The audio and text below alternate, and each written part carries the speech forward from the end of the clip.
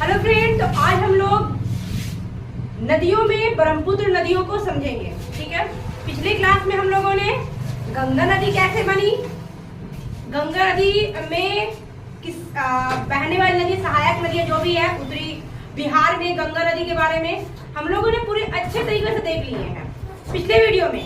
आज की वीडियो में हम लोग क्या देखेंगे, ब्रह्मपुत्र नदियों के बारे में। आइए फ्रेंड, आज हम लोग ब्रह्मपुत्र नदी के बारे में समझते हैं। ब्रह्मपुत्र नदी जो है वो कहां से निकलती है? सबसे पहले ब्रह्मपुत्र नदी को कौन से राज्य में, कौन से देश में क्या कहते हैं वो पहले जानते हैं। ब्रह्मपुत्र नदी को अरुणाचल प्रदेश में क्या कहते हैं? बोलेंगे दिहांग कहते हैं। क्या कहते हैं?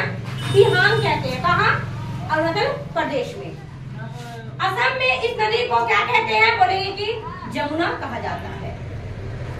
और अरुणाचल प्रदेश में क्या कहते हैं? बोलेंगे दिहांग कहते हैं। और असम में ब्रह्मपुत्र कहा जाता है। आखिर देखते हैं कि इस नदियां की कौन से नाम से नदियां निकलती है।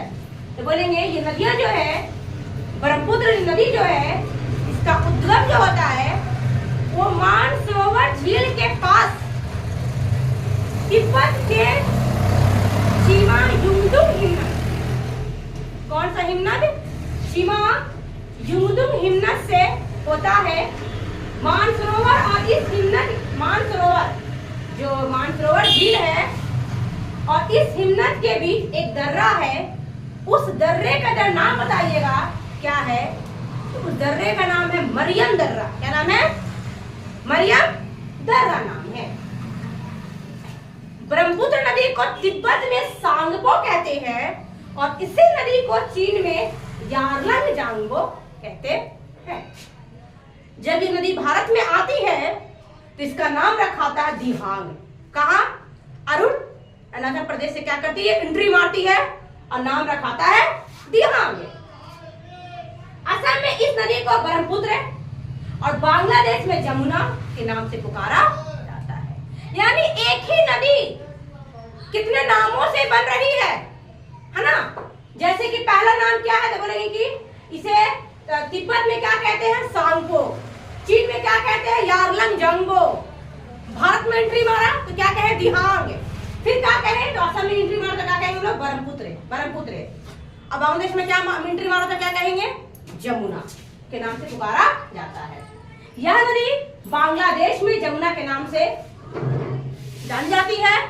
और चूंकि गंगा, ये जो नदी गंगा है, ये नदी जो गंगा है, यहाँ से ब्रह्मपुत्र नदी एंट्री मारी है।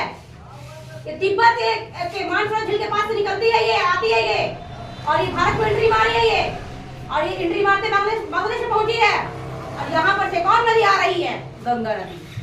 इसको यहाँ पर गंगा नदी को पद्मा के नाम से पुकारा जा रहा है।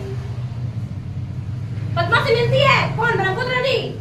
और ये नदियां मिलकर चांदपुर बांग्लादेश के पास इसमें एक नदी आके मिलती है मेघना, और ये फिर मेघना नाम से आगे बढ़ती चली जाती है। तो यहां तक हम लोगों ने क्या किए? ब्रह्मपुत्र नदी को अच्छे से समझ लिए। अब हम लोग आगे का पॉइंट देखते हैं। तो मेघना की महत्वपूर्ण सहायक नदी कौन सी है? बराक नदी। कौन सी नदी है? मेघना की सबसे महत्वपूर्ण नदी कौन सी है? बराक नदी, जो मणिपुर के पहाड़ी से निकलती है। अतः मेघना, पद्मा जो गंगा, जमुना जो ब्रह्मपुत्र, ये सब मिलकर भारत ही नहीं पूरे विश्व का सबसे बड़ा डेल्टा बनाती है, जिसे हम गंगा ब्रह्मपुत्र डेल्टा भी कहते हैं। भारत में ब्रह्मपुत्र नदी की लंबाई 916 किलोमीटर है। इसकी कुल लंबाई 2900 किलोमीटर है।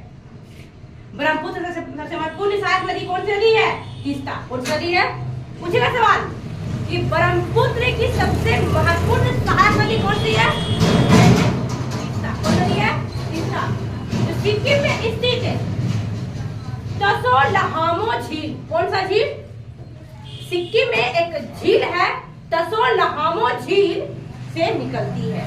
तीस्ता नदी बांग्लादेश में जाकर जमुना नदी से क्या होती है? मिल जाती है।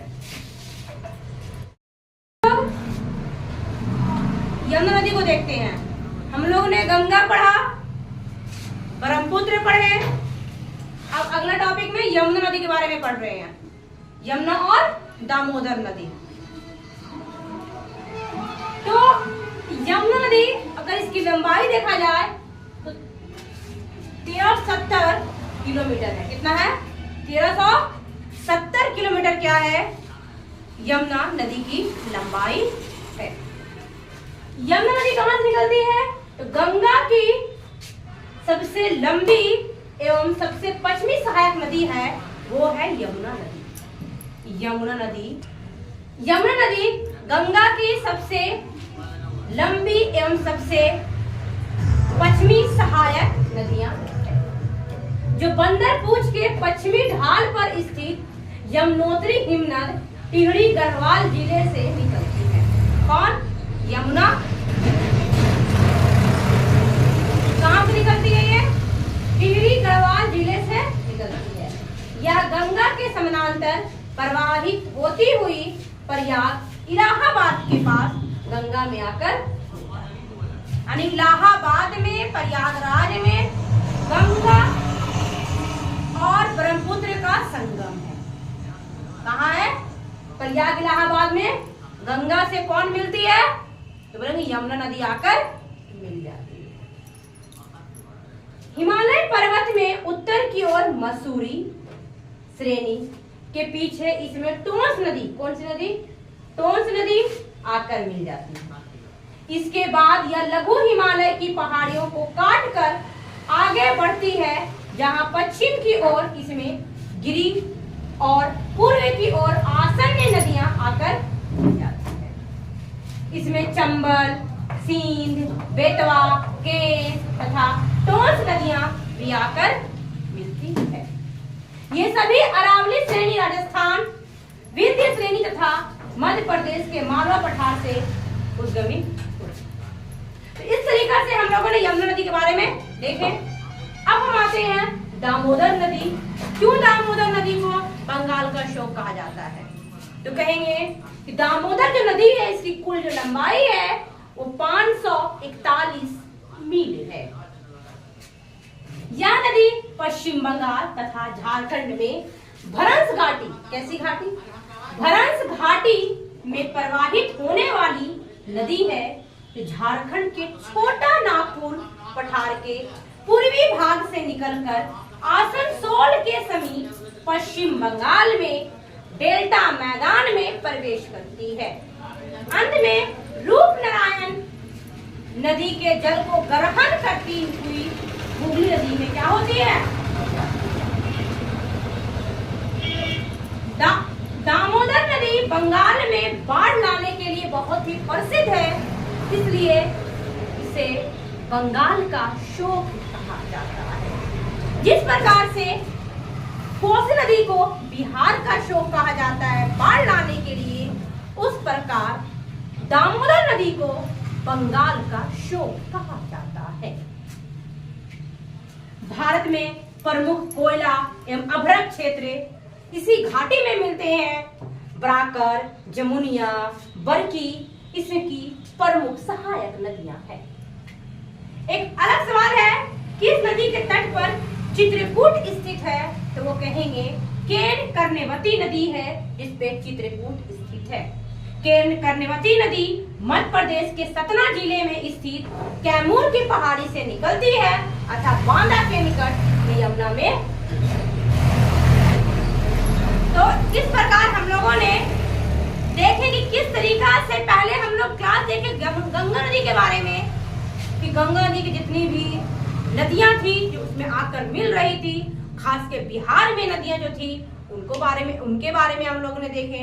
फिर हम लोग ब्रह्मपुत्र नदी के बारे में देखे, और फिर हम लोग यमुना नदी के बारे में, दामोदर नदी के बारे में देखे। अगला वीडियो हम लोग देखेंगे प्रायद्वीपीय भारत की नदियों के बारे में। इसलिए वीडियो देखना ना भूलें एंड सब्सक्राइब कर दें, लाइक कर दें एंड शेयर कर दें। That all of thank you.